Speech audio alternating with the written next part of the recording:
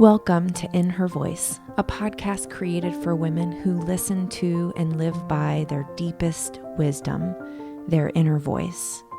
This was made for you, the woman who feels pulled to more, to lead, to create, to dream, and to be a world changer. My name is Kelly Covert, and I am an inner voice coach. Join me here each week as we explore what it means to reach for your inspired potential, all while honoring your worthiness each and every day. Hello. This is Kelly Covert, and I have my very good friend, Stephanie Dodd, here today. This is an unusual situation for an unusual time that we're in, and I invited Stephanie just to be here, to be in connection with her, to talk about what's going on in her life, and we are going to share how important connection is right now in the time of coronavirus. Stephanie, how are you? Hi, Kelly. I'm so grateful to be here and to have this time to connect with you for sure. I can just feel the two of us coming together. Oh my gosh, yes. And Stephanie has been on the podcast before. She shared her Dodd protocol. I feel like it was last summer that you did that. And so I will link to that episode too. But Stephanie and I are very good friends. We met on the internet, and we are now friends in real life. We have spent time in person, much time together actually. And I can't even imagine what my life would be like without you. I feel the same. It takes me back to a time where we actually got away from our families and the outside world, and we just went to a hotel together and caught up on life and all of the things that was important to us at the time. And I think that this type of connection is true for so many people when they're not physically close to somebody, as you and I are in two different states. But how do you bridge that connection in such an energetic and emotional way with the people in your lives when you can't physically be with them? Yeah. And right now that's true for all of us. I mean, unless you are living in the same house with your family, you're not seeing your friends and family face to face. And so this connection piece is essential. It's absolutely essential. So let's get caught up first. How are things going in the Dodd house? You have 3 littles. Tell me about that. Things are great. Things are so great. No, I'm just kidding. I was like, are you sure? So you're right. I have 3 littles, ages 2, 6, and 8, wildly different personalities. And on top of that, let me say this with so much gratitude. We brought a puppy into our lives 1 week ago today. And so our house is full. Our hearts are full. But it is crazy town here. It is absolute crazy town. We're on day 13 of homeschooling. And let me just say, I once said, oh, the homeschooling card will always be in my back pocket if we ever need it. That pocket is now gone. There's no long-term homeschooling for us.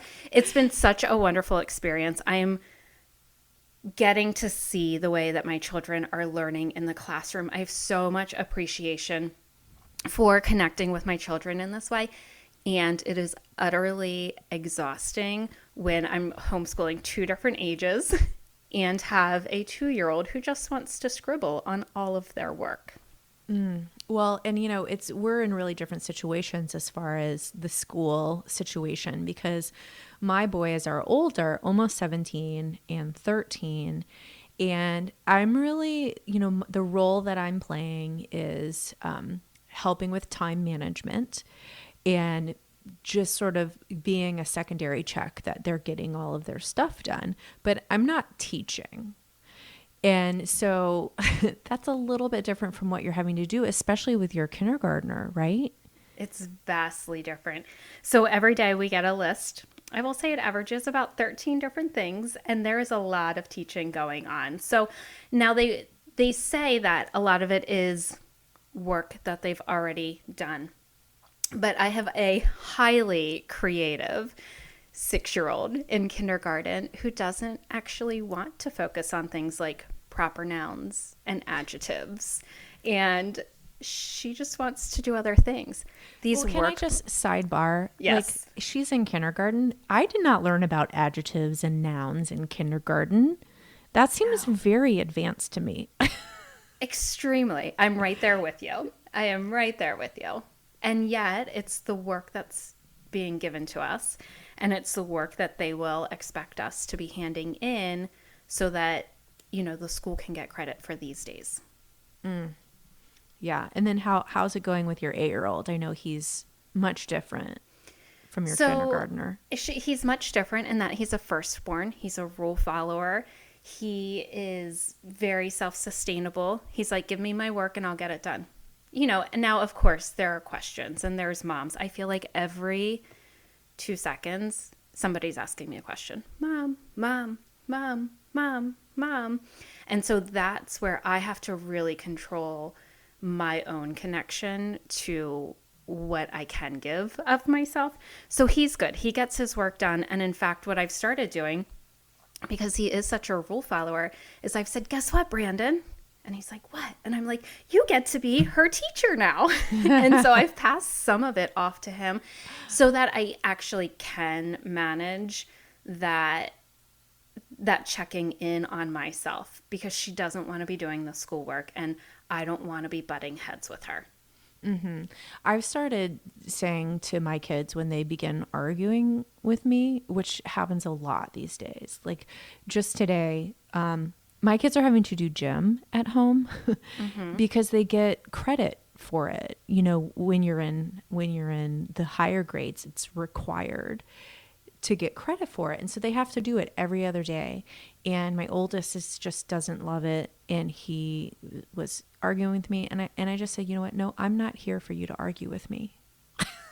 And he kind of looked at me and I was like, nope, I'm not here for that. And he was like, okay. It was weird because it was just like, I just really, like you said, I have to respect myself and be connected to my own inner voice and be connected to my own energy in that moment. And I just had to put my foot down with him and say, no, I'm not here for you to argue with me. So I'm not going to do that. And it's not easy. It's that thing where you've put all of this practice into setting boundaries and holding them. And this very unique opportunity is just giving you even more opportunity to practice that. Because I think there's 2 ways that parents can show up doing that. They can say, I'm not here to argue with you on that, which can bring about an argument back because we have now allowed somebody to be defensive and it can be ongoing. Or it sounds to me like in this moment, and I'm not saying that you're perfect, but you know what I mean? Yeah. But in this moment, it sounds like you are very grounded in it. I'm not here to argue with you on it. Mm-hmm. And so it's the same words, but it's 2 different connections to how we say that and how they respond. And I will say I've done both. I have absolutely done both in this house over the past few days. I think to say that, to try and come off as if we are perfect parents in a very unperfect situation isn't helpful to ourselves or to anybody. Have I lost it on my children? I have. Absolutely. Oh, me too. 100%. And I think that's part of this. And it's also where we get to learn from life's experiences. Mm-hmm. Mm-hmm. So that's funny because I wrote down this question. What is teaching your kids teaching you about yourself? That I don't want to be their teacher. A very good lesson. Yes. What is being their teacher teaching me about being their teacher teaching me about myself? Oh, Kelly, it's bringing about all of my perfectionism stuff, like old stuff, because I am actually really good at it. When I can manage my own emotions, when I can be present, when I can be grounded, and I can have a lot of fun. There is a part of me that I call myself a social introvert. And what I mean by that is I love being cozy at home. I love being at home with my family, but I'm also very social. So I don't like missing out on things. And this very unique situation is nobody else is doing all of the things. So there's nothing for me to miss out on. So I really can appreciate and enjoy this time at home. And it's interesting because I'm also spreading my energy very thin amongst different things, even within my own home. And so I am learning about myself how I do overextend, even in a not overextended situation. Why is it, do you think your default mode is to overextend? I have a lot of passions. I have a lot of drive. I also want to give 110% to myself. I want to give 110% to my husband. I want to give 110% to my kids. And I want to give 110% to our family. And I think that there is some, you and I have talked about this philosophy that I have where I tend to be a more anxious and overstressed person. And my husband is just like, I'm good. I'm He's so so mellow. good. But he only gives 90% to a lot of things. And I get frustrated because I'm like, I want him to meet me at 110%. But the truth of it is, I can really learn from giving 90 and being okay. Mm-hmm. Well, and the other side of that I have to remind myself, because we're a lot of like in that regard, that we both are passionate about many things, is that really in total, I only have 100% to give every day. And so how do I parcel that out? You know, if I consider my energy to be 100% every day, how do I decide what gets what? And I think more importantly for me, I don't know about you, is how do I not feel guilty about the choices that I'm making? Mm-hmm. Because right now, as I explore the connection with myself that I think is really important right now, I'm finding guilt does not serve me. Guilt sends me into a downward spiral, and it causes me to make decisions that bring on more guilt. Mm-hmm. And so how do I honor the choices that I'm making, you know, every single day? How do I choose in a way that's in alignment with what I most want and with my values? You know, I like to look at what I call unfavorable emotions, like guilt. It doesn't necessarily have to be negative, but it can be an unfavorable thing. And how do we neutralize that? And sometimes the flip side of guilt really can be clarity. And it can show you what is most important to you instead of thinking everything is 110% because you want to be perfect and liked and loved and valued in all of these areas. You know, it also reminded me of a blog post that I wrote several years ago, and it has to do with prioritizing to energize. And so how do we keep our energy levels up? And it really does come down to, during that time in my life, which, reminder to self, I might start this again tomorrow, waking up and prioritizing. And I didn't allow myself to have more than 3 priorities in any given day. That's a practice that I've been doing since before this happened, before coronavirus hit and we all had to stay home. Mm-hmm. We were ordered to stay home. And it's interesting because since we've been home and since the boys have been home, I have recognized that my top 3, as I call them, have needed to shift. And I need to be aware of like my capacity in terms of my top 3, because what was happening is I was putting down like the things I would most hope I wanted to get done mm-hmm. instead of the things that I really needed to get done. And those are 2 different things. And it's something that I've become really sort of intimately acquainted with during this time, because even though we have all of this time, we still have a lot on us. There's a lot weighing on our spirits and on our bodies and on our energy systems. Mm-hmm. Yeah. So many of us are living in a household situation that we have not experienced before. It's like the Neverending Weekend. Yes. You know, that just keeps going on and on and on. And for a lot of people, having that break where children are going to school or they're going to work, or just the shift in the flow, right, can really bring respite to people. And it's also very grounding for on Monday morning, things shift. On mm-hmm. Saturday morning, things shift. And right now that's gone. And some of us don't know what day of the week it is.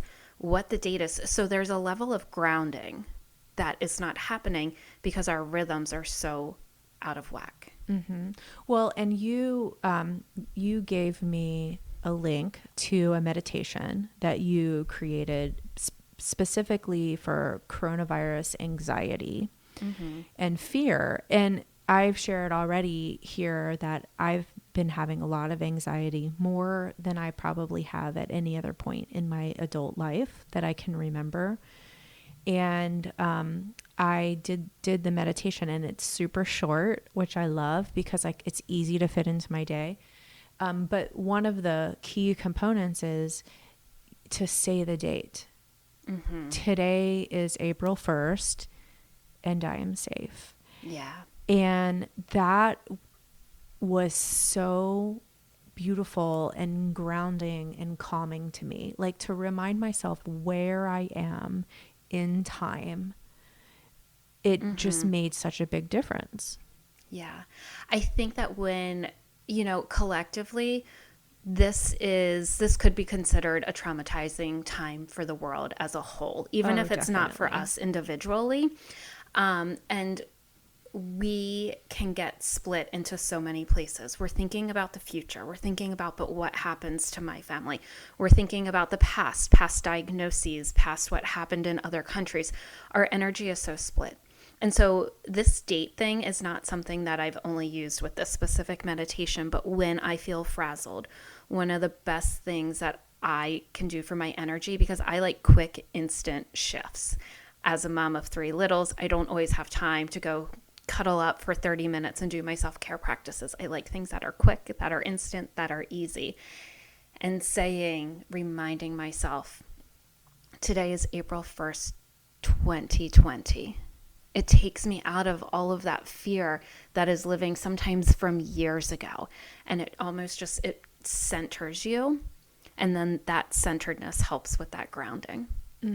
For sure. Well, and I want to talk a little bit about the stress that all of this is having, the impact, I should say, that all of this is having on our nervous system. Because, we may think, well, we're at home and we're, as safe as we can be right now, but we still feel anxiety. So can you talk about that a little bit, about like how these kinds of events affect our nervous system and what we can do about it? Yeah.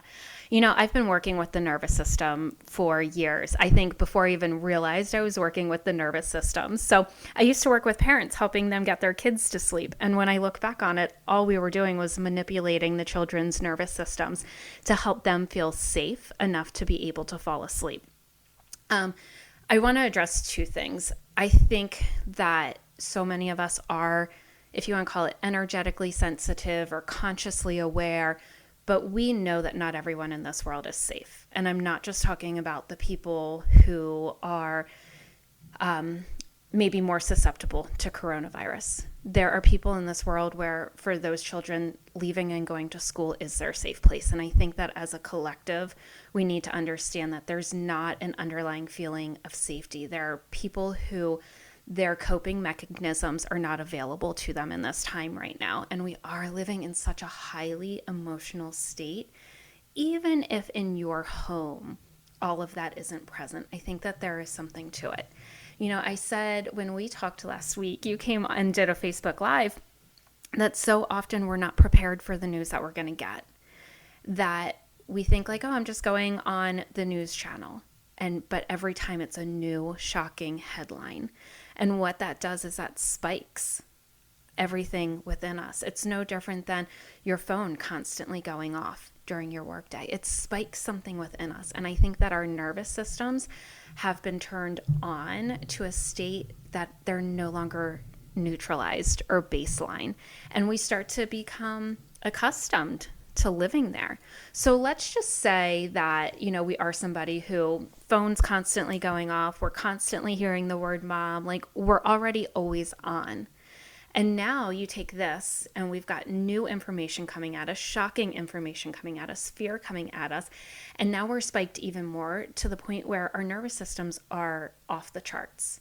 And it's no wonder that so many of us are having restless sleep that we're waking up and our immediate thoughts are, what's going on in the world? I need to check the news, right? Because we're not collectively in this like calm, peaceful place, even though, we get to be home and we're with our families and there's something bigger happening. Oh, 100%. And I think the other thing too is I've been talking to a lot of people and seeing people post on social media about how tired they are and how exhausted they are, even though they're not really doing very much. And also how much people are eating, right? And Right. I think those are linked because it's sort of like our bodies are in survival mode. Right. And, trying to get energy any way that they can. And I'm just curious. I know I've been sharing a lot the past couple of weeks here what I'm doing to really ground myself and to bring calm and to help with my anxiety. But what are you doing to really help your nervous system? Yeah.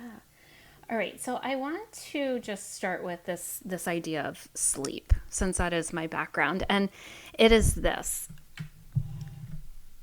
When you're in fight or flight, your body cannot actually go into rest and digest. And rest and digest is where we want to be when we're sleeping. So if you're in fight or flight, if your nervous system is activated, then you're not actually fully allowing your nervous system to do what it's supposed to be doing when you are sleeping. And that's why so many of us are waking up already like beyond the starting line, right? Just working to get to the starting line of that day. So I have a really cool meditation process that I created not quite 2 years ago, and I call it the 1 minute meditation. And it does instantly directly work to impact the nervous system and to take that down. But some other things that I'm doing is I'm getting really clear on what I'm feeling. I think if we are just glossing over it, then we're not being super real with ourselves. So I went through a list of emotions before we jumped on, and I'm like, oh yeah, in the past week, I've felt like abundance. I felt adrenal exhaustion. I felt agitated. I felt alone. I felt attachment. I felt all these things, and that's just the A's. And so I think just getting really clear that we're feeling a lot of emotions. So I'm a huge fan of doing real quick, simple meditations like I teach in the 1 minute meditation, which is also very similar to the Dodd protocol that we had put on a previous podcast. And I am also really doing a lot of breath work and trying to be present in the moment as much as I can, right? So today is April 1st. It's 2020. I don't know what the future holds, but in this moment, I am okay. I love that so much. And I think that finding stillness like that, even a moment of stillness, is also how we stay connected to our inner voice, which we need now more than ever because things are uncertain. And a lot of times when there's uncertainty, we feel out of control, we feel scared, we feel a lot of things. But one thing that always stays true is you can connect inward and get the message that you need for yourself for that day. And that might also mean really curating wisely what you are consuming. And I'm not just talking about food, right? So Stephanie and I had a conversation yesterday about social media and taking a little bit of a step back. Why don't you tell everyone about your experience? Yeah, I can get sucked into social media just like the best of us. I enjoy it. I appreciate it. And I've started seeing a lot of people have very strong emotions about right versus wrong. And there's a lot of judgments in the world. And for me, I'll just be very clear with the experience I had. There was a big thread on one of our local pages that I was going through, and there were comments such as, well, I don't care if the kids are outside playing because they're all just going to get sick and die anyway. And And some of them were way more mean than that, with wishes upon children who are outside playing. And these harsh judgments, just, they get me to my core. Right now, I'm a rule follower, hands up. Like, it's so funny because I'm a rule follower and I'm a rebellious spirit. So I've got both. I've got like this inner conflict going on at play. But where I draw the line is when we wish death upon children, like, hard line, stop. I got off social media. I was like, I cannot do this anymore. I was in tears. And I think, and you can tell, right? So if you don't know what an activated nervous system sounds like, go back 20 seconds and re-listen to this, because I'm activated. I'm up there. I'm enraged. I'm miffed. I don't understand. And so I had to step away from social media. And the moment I took 3 platforms off my phone, it was like I had a sigh of relief. And I think that when we can't get to our inner voice, when we can't hear clearly what it's saying, when instead it feels like we have a tornado going on in our head, I think it's a really good time and an indication that we can cut outside information out for a time period so that we can get centered. 100%. And I think that what I've seen, I haven't cut out social media in my life, although I did have an experience just yesterday that caused that storm in my head. And I had to really come to terms with my own reaction, right? I had to take responsibility for my own reaction and decide what am I going to allow in? And I've been seeing that even more so with myself with news. So, is this really only day 13? I don't know. It feels like so much longer. I think it's been going on longer. When I say day 13 of homeschooling, I'm not counting weekends. I'm just like, gotcha. I know we're on day 13 of homeschooling. I am keeping track. And you know what else? I think that this is really important for any other parents out there who are homeschooling, young kids, big kids, it doesn't matter. I had my own stuff to get done today. And I was like, you know what, kids? Day off. And my son was like, oh, yeah, because it's April 1st and it's a holiday because it's April Fool's Day. He's like, it's a holiday. We wouldn't have had school anyway. I'm like, well, the best not holiday really ever. true, but yes, exactly. And this is the second time in 13 days where I was just like, you know what? I don't have it together enough today to do this. Or my priorities are such that this is not going to be one of my top 3. And I'm going to be okay with it. I can take that guilt and I can take it from the school. I'm a big girl and I'm doing right what is right and well for us in this situation. 100%. And so, you know, when the shit hit the fan, so to speak, I was literally glued to, I was going back and forth between my Apple News app and the local paper here, Syracuse.com. And I would literally just be like back and forth. And things were changing fast enough that you could literally do that all day and always have something new to learn or to read. Yeah. And I was a wreck. And so now I've really had to limit the amount of time that I spend listening to and reading the news. And I know I'm not the only one that's feeling this because I've been seeing it among my friends and people that I'm connected with as well. And in fact, I saw a good friend of mine who said that she's actually outsourced her news to her sister because her sister loves reading the New York Times every day. And so she's not checking news at all. And she asks her sister what she needs to know that is important. Yeah. And I think that's just so wise. Like, you need to understand, and by you, I mean everyone who's listening, you need to understand what is helping you and what is hurting you. And if you can't tell the difference, then you need to get really quiet and ask your inner voice, what do I need today? That's a beautiful question that you can just, journal on for 5 minutes every morning. What do I need today? What can I give myself today to help me feel calm? And it will make a huge difference in your life. Absolutely. And because I'm also a fan of quick, immediate things, I would also say, because sometimes we don't think about that in the morning, even though I love that practice, it's one of my most favorite questions that you have given me to ask, is put it around your house. Put that, because when we get into that heightened state, our mind truly does not think clearly. And we can't think in the moment like, oh, I'm needing some self-care. What would I like to do? Oh, I'd like to ask myself and I'm not trying to be witty or sarcastic, but the truth is when you're in a heightened state and your nervous system is so overly activated, you truly don't think clearly.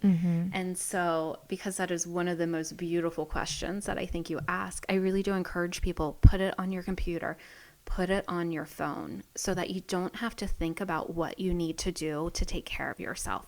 Set yourself up for success. That is really, really good. And especially if it's a practice that you are just in the beginning stages of, your default mode is not going to be asking yourself what you need. Yeah. And so, but it does get easier with practice. And so, like Stephanie said, just do what you need to do to make it work for you. You know, I like setting reminders on your phones too, or, you know, we're home all day, so you can ask Alexa to give you a reminder at a certain point of the day. There's so much fun technology that you can use for this too, if you want to.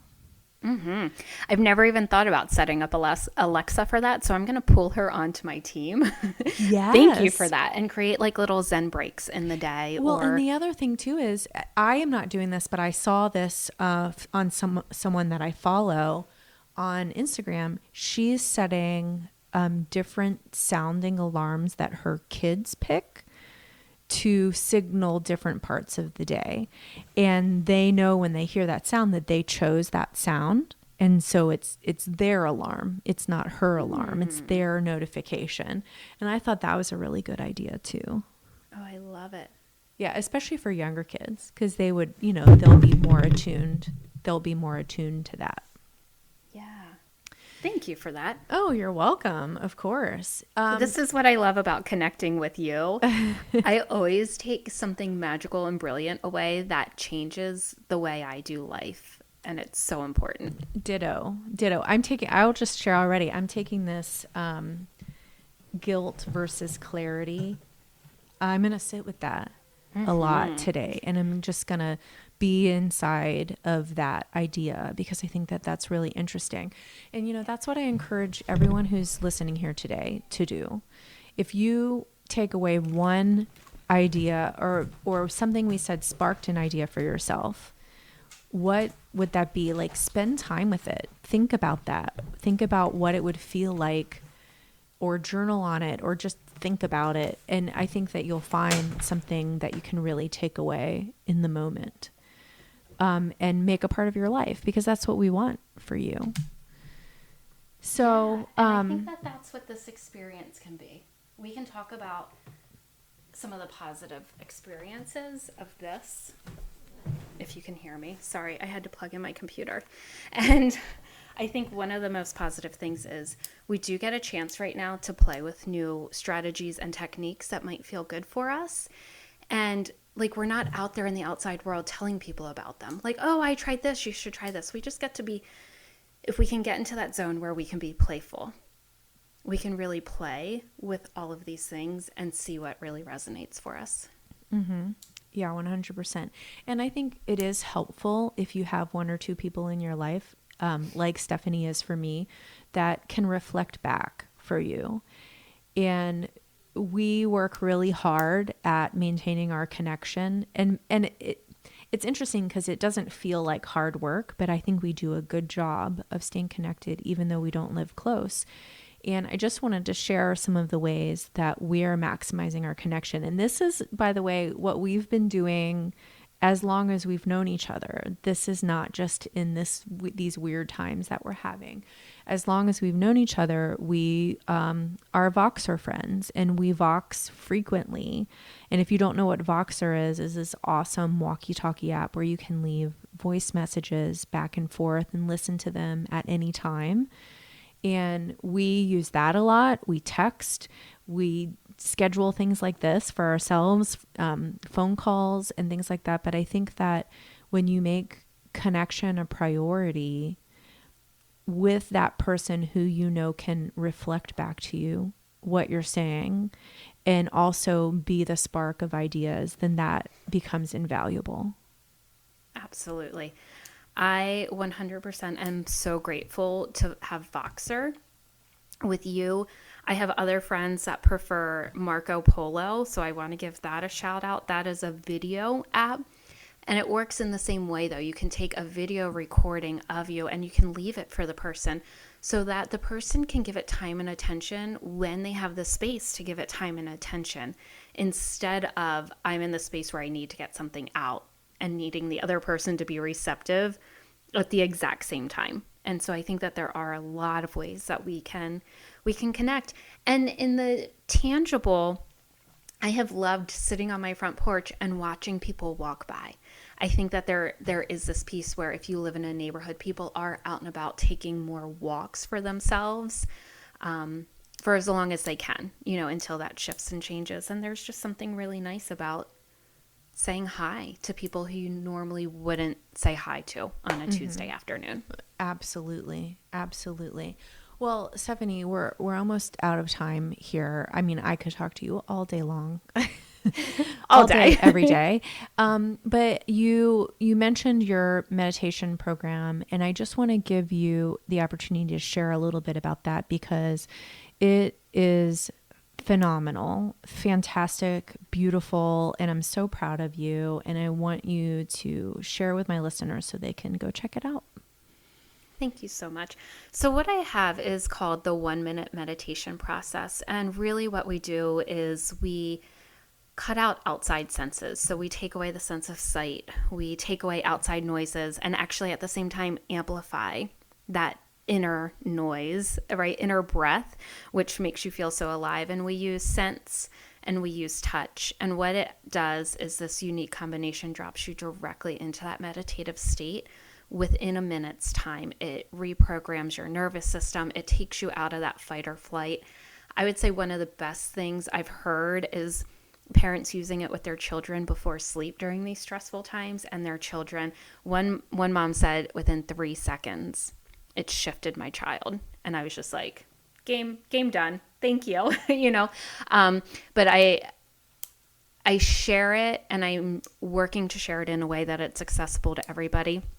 So it's priced in that $30 range because I want people to not have to spend hundreds of dollars on a program. And I also keep it really short and sweet because I also know that people don't have a ton of time right now to be learning new things, or they don't have a ton of capacity, right? Two different things.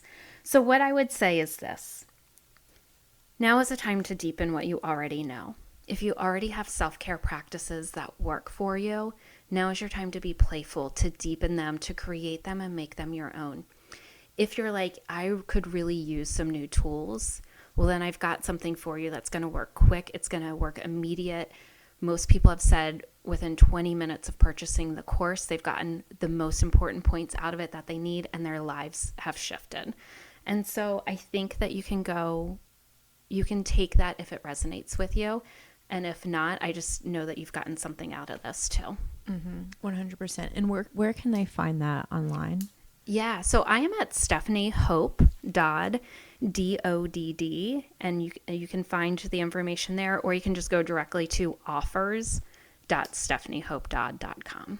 And we'll put a link to that in the podcast app that you're listening to, so you can click right over and check out Stephanie's meditation program. And I will also throw in my testimonial. I find this to be a beautiful practice and one that I am experimenting with right now, incorporating into my day, into my morning. This morning I did it after my workout before my boys got up. And let me tell you, what a gift. What a gift. Thank you, Stephanie. You are so welcome. Thank you for being here. It's always so nice to connect with you and just connect with the people who are listening as well. So thank you. 100%. And I wish everyone who's listening well. I hope that you are safe, and I hope that you are taking care of yourself. We'll talk soon. I just wanted to pop in here at the very end and let you know, number one, I'm grateful for you. Number two, I hope that you are well. And number three, after our conversation, Stephanie sent me a link to her coronavirus meditation that I was talking about. And she is offering it to all of In Her Voice listeners for 100% free. And so if you are interested in learning more about her meditation method and doing that particular meditation we were talking about, which I highly recommend, you can go right to the podcast app that you're listening in, and there will be a link there, and click that link and you can download it right from there. And you can also download it in the show notes page for this episode, which will be kellycover.com/194. I just want to remind you, this episode was all about connection, and I want to remind you that I am here for you, and I would love to connect with you in more ways than just you listening to this podcast. Please feel like you can email me or reach out to me in my DMs on Instagram, or any way that you have to come into connection with me, because I'd like to be in connection with you. And I also want to remind you that now is a really fantastic time to dig into your practices of connecting with your inner voice, to dig into the beliefs that might be holding you back, to dig into your vision for your life. And these are all things that I help my clients do in my one-on-one coaching sessions. And I think I mentioned last week I've been doing some revamping on my website, and that is complete. And so if you are interested in knowing what it would look like to work with me, you can head on over there. I will tell you that I am offering a deep dive one-on-one coaching session right now, just one-off sessions. And this would be a great way to get started, to understand what's next for you in your transformation. And I would be so honored to be your support and your guide in that. So if that's something that you're interested in, you can head on over to kellycover.com or shoot me an email and I can tell you more about that. Remember, even in these crazy times, even when you might be feeling powerless because you don't have control over what's happening in the world, I want you to know you do have control over your choices, over your actions. You do have control over listening to your inner voice and of your reactions. And I remind you this because when we hone in to the things that only we can control, to the things that only we have responsibility for, that is when we are finding our true essence. And I encourage you to go there and to explore and to really check in before you make decisions. Check in with your inner voice and see what your inner voice has to say to you about how you're showing up in the world right now. Remember, always and every day, you are worthy.